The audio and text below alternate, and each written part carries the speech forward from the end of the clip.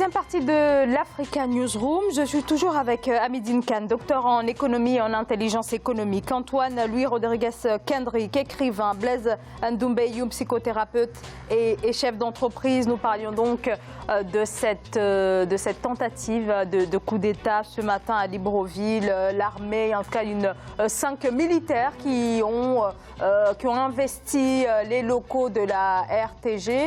Alors on sait quand même que depuis bien sûr 2 mois, la communication officielle autour de la santé du président de la République est assez absente ou en tout cas assez rare et partielle. Un silence autour de cette santé qui a en tout cas alimenté les rumeurs, même les plus folles sur les réseaux sociaux.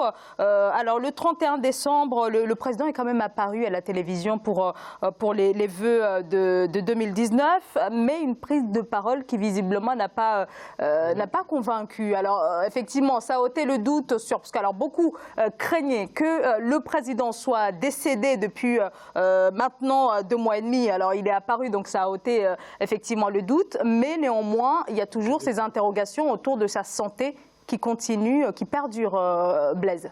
Alors, il y a une première chose à dire pour reconforter mon cher confrère. La santé du président, on la respecte. On est tous des êtres humains, on avance dans l'âge, on aura des problèmes de santé coûte que vaille. Et puis, au final, c'est la mort. On est tous mortels, donc il n'y a pas de problème là-dessus. Mais on ne s'accapare pas un pays sous le prisme d'une imaginaire bonne santé ou pas.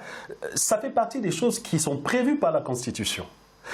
On respecte la Constitution. Lorsqu'on ne la respecte pas, ça génère toujours ici et là des velléités, justement, de reprise de pouvoir par des gens qui sont là. Je ne comprends pas pourquoi on doit même discuter de ce genre de choses, puisque si on respecte juste la Constitution gabonaise aujourd'hui, oublions même Ping. On remettrait simplement en cause le pouvoir actuel et institutionnellement, hein, sans faire de coup d'État institutionnel. On respecterait simplement ça. Alors sur son état de santé, je ne suis pas habilité à en parler.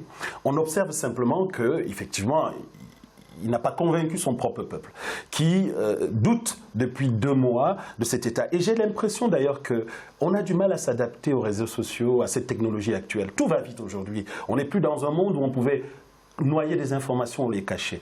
Là, les réseaux sociaux ont la propension à dire aussi de très mauvaises choses. Bon, vous voyez beaucoup ce qu'on appelle des fakes, de mauvaises informations ou de fausses informations. Mais c'est aussi ça le propre de ce genre d'outils. Alors, à ceux qui sont au pouvoir, de savoir s'arranger avec. Soit on est là légitimement élu et on est présent et on exerce son pouvoir et on l'affiche. On n'est pas obligé de dire tous un discours tous les jours, mais on voit bien le président en déplacement à tel endroit, en recevant tel ambassadeur, en assistant à telle réunion, en ayant un conseil de ministre. Mais ce n'est pas le cas au Gabon aujourd'hui. Le gouvernement a du mal à s'adapter à cette communication. Absolument, mais on le voit, c'est criard. Tout le monde le voit. Et c'est la difficulté qu'on a. Je ne vais pas mobiliser la parole. Absolument. De toute façon, ils communiquent mal ou bien ils communiquent très peu. Et puis les communications ne sont pas très efficientes. Donc je crois que là aussi, il faudra qu'ils refassent leur communication. Et moi, je répète, je crois qu'il faudra quand même que les Gabonais, le gouvernement gabonais, la Cour constitutionnelle se ressaisissent. Et puis essayer de prendre des lois ou bien des décrets pour essayer quand même de faire avancer la situation. Parce qu'on ne peut pas avoir un président qui reste autant de temps à l'extérieur alors que la Constitution ne le permettait pas, et puis qu'on essaie d'amender ou bien de cafouiller ou bien d'essayer de faire de tordre la Constitution. Et ça, je crois que c'est mauvais pour les Gabonais parce que c'est un pays stable.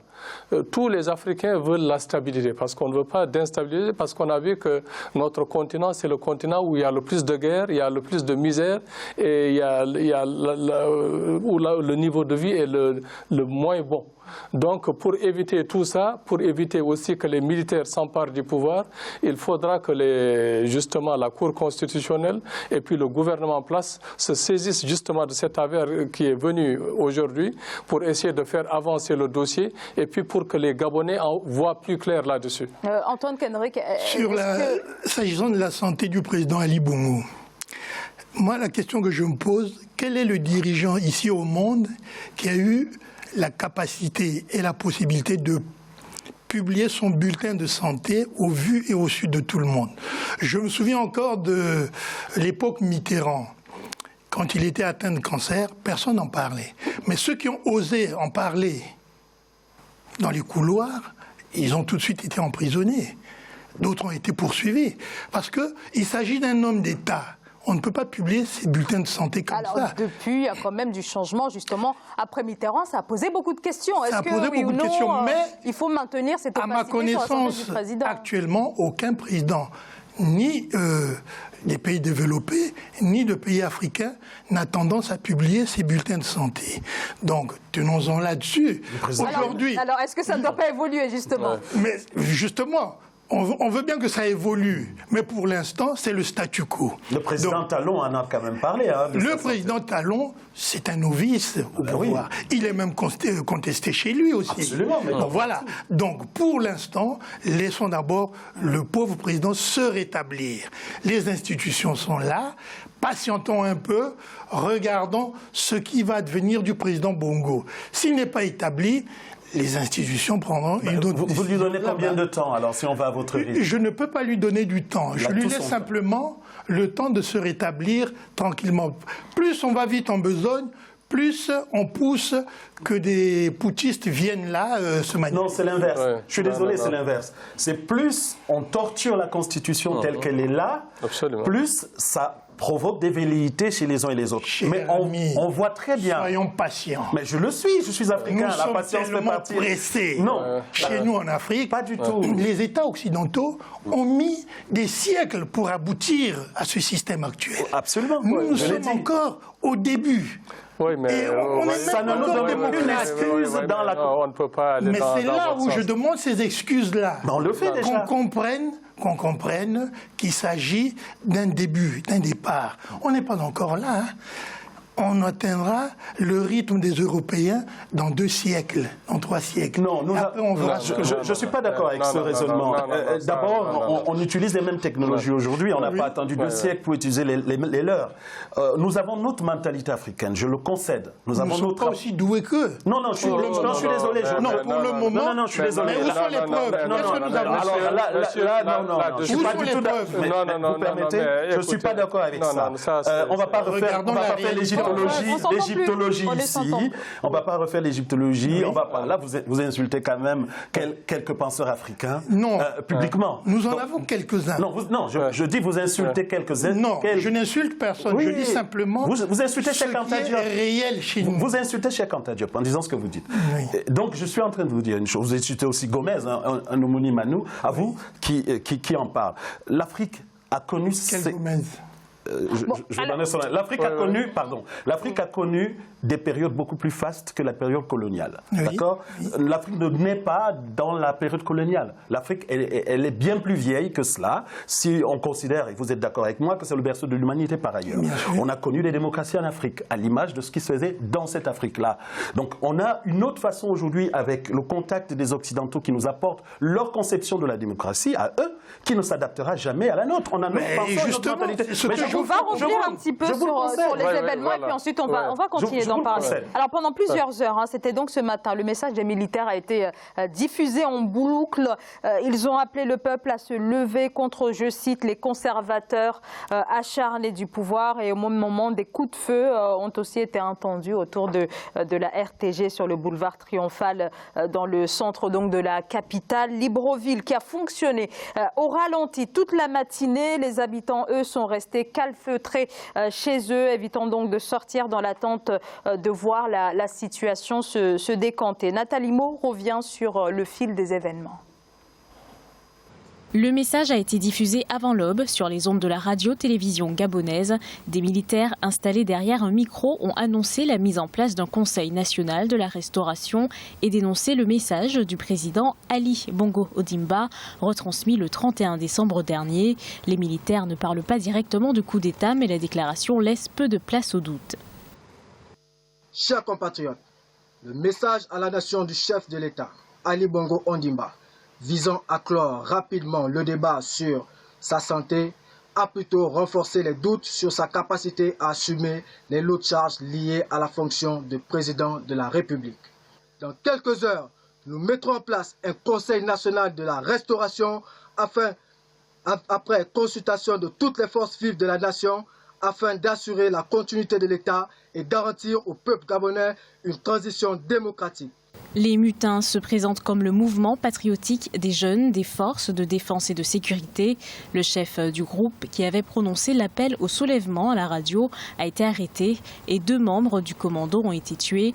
Les autorités annoncent avoir désormais la situation sous contrôle. Les militaires, les putschistes, si on veut le dire ainsi, ont appelé certains membres de la société civile et certains membres de l'opposition à rejoindre, à se réunir dans l'hémicycle de l'Assemblée nationale parce qu'ils voulaient instaurer, je pense, un nouvel ordre. Mais finalement, ça ne s'est pas fait parce que, beaucoup de ces leaders-là craignaient qu'il se soit une entourloupe. Donc, beaucoup ne se sont pas rendus sur les lieux. Les seules informations qu'on a, ce sont les informations pro-gouvernementales via le ministre de la Communication, qui fait comprendre que tout a été quadrillé. Cette première tentative de putsch dans l'histoire du Gabon intervient en l'absence du chef de l'État en convalescence au Maroc.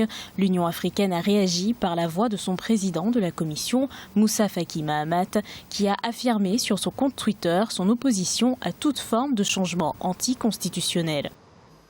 Alors effectivement, l'Union africaine qui a immédiatement réagi, l'Union a condamné cette tentative et dit réaffirmer, je cite, le rejet total par l'UA de tout changement institutionnel du pouvoir. Alors depuis ce matin, en tout cas quelques heures seulement après la prise de la RTG, le gouvernement est intervenu et a dit que les militaires, les 4 militaires auraient été interpellés, qu'un autre serait en fuite. Et il y a quelques minutes d'ailleurs, on a appris, mais ça reste encore à confirmer, que ce 5e militaire a été lui également interpellé. Mais on a quand même senti que le gouvernement tente un petit peu de minimiser la situation. Il tente de minimiser, mais c'est pour éteindre, justement, c'est un pare-feu. C'est un pare-feu, c'est pour qu'il n'y ait pas contagion. Parce qu'ils essaient d'endiguer justement que d'autres, par exemple, dans d'autres casernes, qu'il y ait des soulèvements. Parce que ça, comme je vous l'ai dit tantôt, c'est une mise en garde très solennelle vis-à-vis du gouvernement. Et puis de la Cour constitutionnelle, ça veut dire que si vous ne faites pas le nécessaire dans un laps de temps, dans 1 mois ou bien dans 2 mois ou plus tard, il faudra savoir qu'il y aura des troubles qui peuvent être prévus par le gouvernement, à prévoir, et puis ça peut être très dangereux pour le Gabon. Parce que le Gabon, ça a été un pays stable, mais c'est un pays stable, c'est une tour d'argile en fait. C'est une tour d'argile, et puis cette tour d'argile, les Africains ont besoin quand même de la contenir, de la soutenir. Parce que sinon, si le Gabon s'écroule, beaucoup de choses vont s'écrouler dans cette partie de l'Afrique centrale. Parce que le Gabon, quand même, disons-le, a soutenu pas mal de gouvernements, malgré la corruption qui sévit au Gabon, a soutenu pas mal de gouvernements qui étaient en déshérence. Donc ça, on a besoin quand même que le Gabon contienne justement cette mutinerie, et puis que le droit prévaille. Il faudra que le droit soit rétabli, et puis que la Constitution soit prise en compte. Ça veut dire la Constitution telle qu'elle a été édictée soit prise en compte, et puis ce n'est pas le cas, parce qu'on a tordu le cou à la Constitution, et ça, je crois que les Gabonais commencent à s'en rendre compte et commencent à dire que maintenant le temps est venu de rendre des comptes. Antoine Kendrick. Bon, c'est vrai. Il y a un problème constitutionnel qui se pose là, sur la direction de l'État. Donc Bongo n'est pas là, bien entendu. L'Union africaine vient de condamner aussi ce coup d'État. Néanmoins, et j'insiste, et je répète, il faut attendre le rétablissement de Bongo. Dans la précipitation, on n'aboutira pas. Le Gabon n'est pas préparé à cela. Qu'on le veuille ou non, il y a une constitution qui est là, qui a prévu 2 mois. Si le président n'est pas au pouvoir, il faut changer. D'accord. Mais cette constitution-là, elle n'a pas été préparée, même parmi les membres du pouvoir au gouvernement et même la société civile. Ils ne s'attendaient pas à un tel clash, que le président tombe malade et puis ils ne savent plus où mettre de la tête. Alors, le mieux serait d'attendre un tout petit peu. Il y a des hommes d'État qui sont là-bas, qui s'impatientent, qui veulent. Et ils prendront la décision au moment venu. En temps et en heure. Il nous reste quelques secondes et je vais vous poser juste deux questions très rapidement. Est-ce que la Cour constitutionnelle n'a pas sa part de responsabilité dans ce qui s'est passé ce matin en évitant de déclarer la vacance du pouvoir? Et aussi, est-ce que ce qui s'est passé, cette tentative de coup d'État, ne va pas, en tout cas n'interroge pas des questions plus profondes que cette santé du président, à savoir peut-être la question de l'alternance dans ce pays? On l'a dit tantôt, Zahra, la Cour constitutionnelle a son entière responsabilité dans ce qui se passe aujourd'hui au Gabon. Il aurait suffi de respecter les textes tels qu'ils prévoient la vacance du pouvoir et le remplacement ou la réorganisation d'une nouvelle élection. Je dis bien, oublions Ping. Respectons juste ce que la loi prévoit aujourd'hui. Le problème que j'ai évoqué au début dans mon prélude, là, c'était de dire le problème de nos pays, c'est que les institutions sont faibles. C'est les hommes qui incarnent le pouvoir qui sont beaucoup plus forts que leurs institutions, que même mettent en place. Beaucoup de nos présidents africains modifient la Constitution à leur bon gré quand ils voient que ce qu'ils avaient prévu dans la limite de l'exercice de leur pouvoir arrive à la fin.